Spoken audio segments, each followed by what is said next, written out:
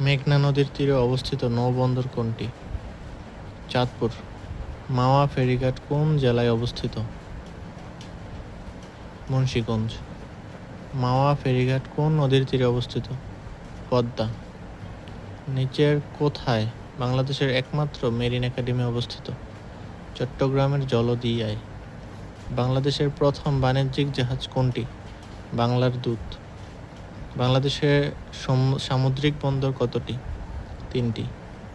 বাংলাদেশের প্রধান সমুদ্রবন্দর কোনটি? চট্টগ্রাম। চট্টগ্রাম সমুদ্রবন্দর কোন ধরনের প্রতিষ্ঠান? স্বায়ত্তশাসিত। কোন বন্দরকে বাংলাদেশের প্রবেশদ্বার বলা হয়? চট্টগ্রাম। বাংলাদেশের দ্বিতীয় সামুদ্রিক বন্দর কোনটি? মংলা। মংলা বন্দর প্রতিষ্ঠিত হয় কোন সালে? 1950। চালনা বন্দরের কার্যক্রম শুরু হয় কত সাল থেকে? 1950।